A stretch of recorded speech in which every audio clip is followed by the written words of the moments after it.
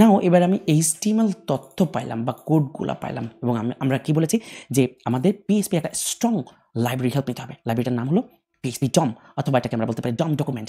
তাহলে কি করব, এবার আমাদের কাজ হলো এই এইচটিএমএল যে কোডগুলা পাইছি আমি, এই কোডগুলা থেকে আমি এটাকে কনভার্ট করে একটা ডম ডকুমেন্ট তৈরি করব।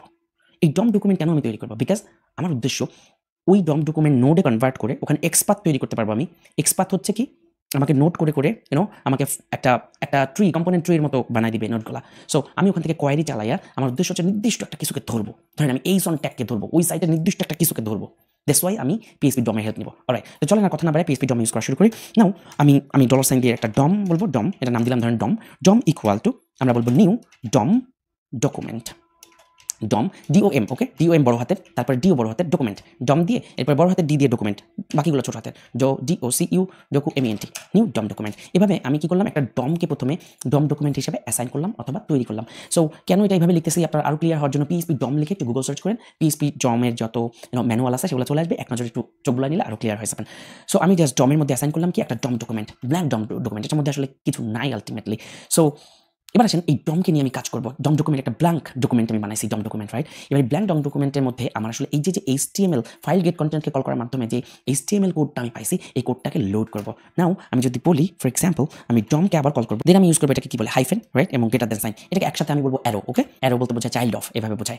সো আমি সব জায়গায় এটাকে অ্যারো কল করি, দেন এই যে hyphen, then greater than sign, DOM, then arrow. এবার আমি বলবো লোড, ছোট হাতের LOAD, লোড HTML বড় হাতের, লোড HTML একটা ফাংশন। কার ফাংশন? এই ডম ডকুমেন্ট লাইব্রেরির ফাংশন, ওকে?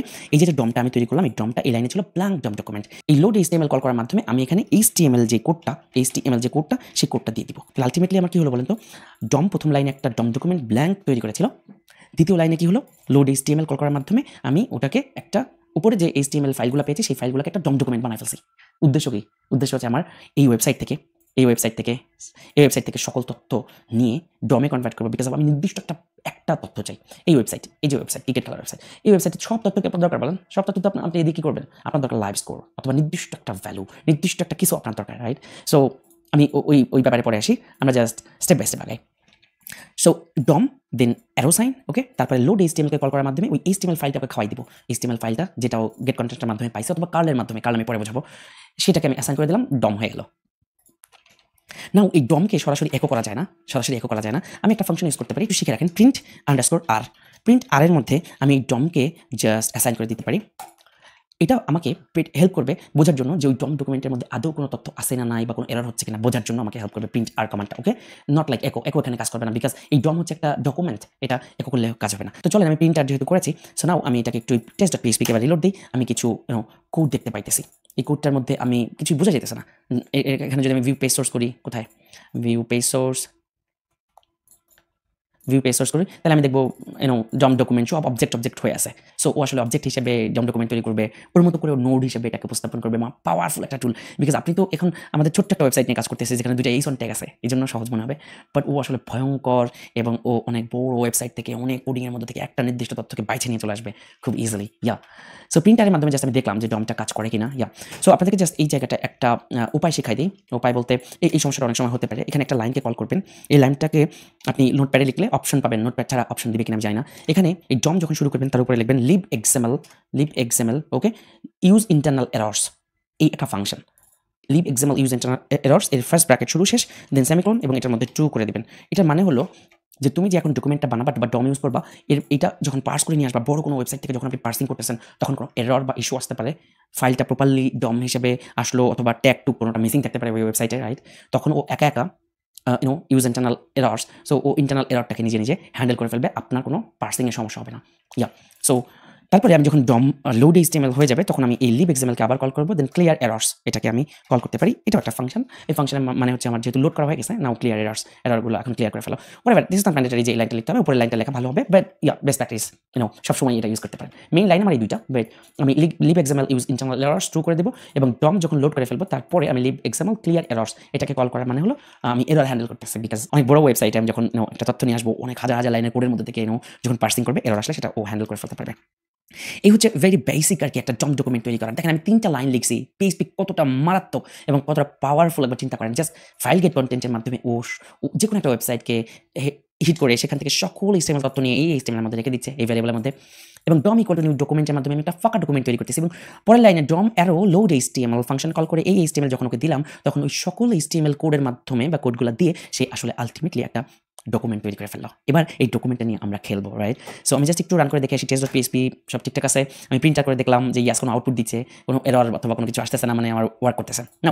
প্রিন্টার আমি কেটে দিচ্ছি, প্রিন্টার কেটে দিচ্ছি, অথবা আমি এটাকে জাস্ট করে রাখি, কমেন্ট করে রাখি।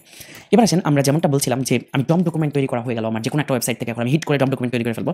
নাও আমার DOM এক্সপাথ এই ক্লাসের হেল্প নিতে হবে। কেন? কারণ DOM এক্সপাথ আসলে এটাকে একটা কম্পোনেন্ট ট্রি হিসেবে, নোট হিসেবে, কি এবং ভ্যালু হিসেবে অ্যাসাইন করে ফেলে, যেখান থেকে আমি যে কোনো তথ্য খুঁজে বের করতে পারবো। দ্যাটস ওয়াই আমার এক্সপাথে হেল্প নিতে হবে। এবার আসেন একটা এক্সপাথ তৈরি করবো, তার জন্য এক্সপাথ আমরা একটা ভ্যারিয়েবল ডিক্লেয়ার করলাম। এক্সপাথ ভ্যারিয়েবলের নাম আপনি আপনার মতো করে দিতে পারেন। এক্সপাথ ইকুয়াল টু আমরা বলবো new, right, DOM x P বড় হাতের সব, DOM এক্স পি এটি ছোট হাতের, এবং এটার মধ্যে ফার্স্ট ব্র্যাকেট শুরু এবং শেষ সেমিকোলন, এবং ফার্স্ট ব্র্যাকেটের মধ্যে আমি দিব ওই DOMটাকে অ্যাসাইন করে দেবো যে তুমি এই DOM যে ডকুমেন্ট, DOM মানে কি ডকুমেন্ট, রাইট? এই ডকুমেন্ট যেটা বানাইছো এই লোড HTML এর মাধ্যমে যে ডকুমেন্টটা তুমি বানাইলা, ওই ডকুমেন্ট থেকে নিউ DOM এক্সপাথ ফাংশন অথবা এই ক্লাসের হেল্প নিলাম এবং এই DOMটাকে এই পেটের মধ্যে অ্যাসাইন করে দিলাম যে এর মাধ্যমে তুমি একটা এক্সপাথ বের করে দাও, আমাকে একটা এক্সপাথ তৈরি করবে, সেটা এই এক্সপাথ ভ্যারিয়েবলের মধ্যে রাখো, রাইট? DOM এক্সপাথ, এটা সিম্পল। এই হচ্ছে লাইন, আসলে কয়েকটা লাইন যে সিম্পল, এই 4-5টা লাইনের মধ্যে ভয়ঙ্কর খেলা ঘটে যাবে, দেখবেন। সো জাস্ট এটুকু খেয়াল রাখবেন, এই DOM ডকুমেন্টটি নাও, এই ম্যানুয়ালটা আপনারা পড়লে বুঝতে পারবেন। সো এখানে বানান ভুল টুল হওয়া যাবে না, ছোট হাতের বড় হাতের মিক্স আপ করলে কিন্তু কাজ করবে না, ওকে?